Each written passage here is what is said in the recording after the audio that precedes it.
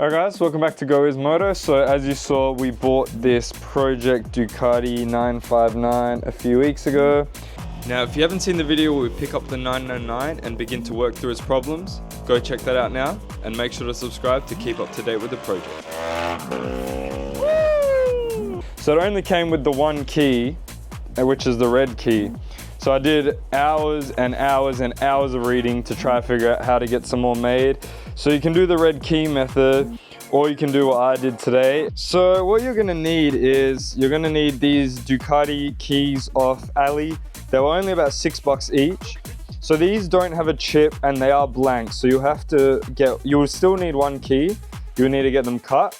So that's just the key blade removed. And you'll need these T5 chips also off Ali. So 2 keys and 2 chips cost me 25 Australian dollars, so very cheap. I was looking, there's some people that sell the keys with the chip already inside. They were asking about $40. So I've got 2 keys for almost half the price that others were asking. Just buy the chips and the keys separately and you should be good to go.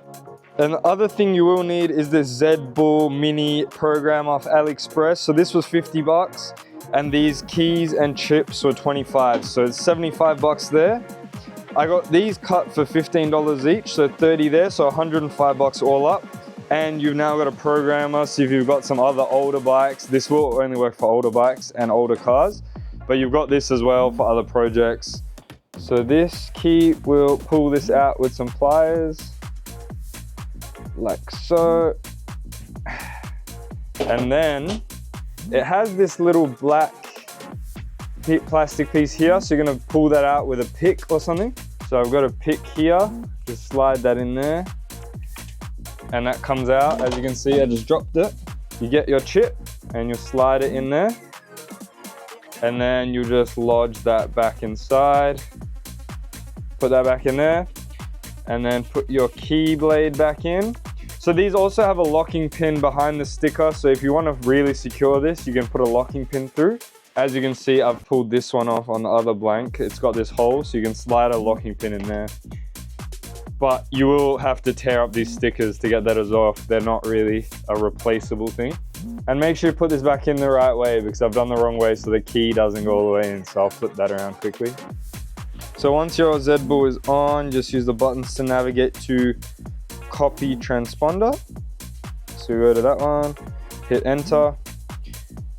Now you put your original key. So what I actually might try is I might try copy the copy. So you put your key in this, you sort of have to have it sitting off the edge, just so it can sit all the way in.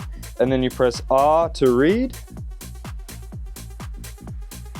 And it will read all your data for the key. So that's the type ID11 and it's a T5 chip. So now you just take that, you press W, first. You take your other one out, you put your new one in, that's not coded yet. Put that one in and press W for copying.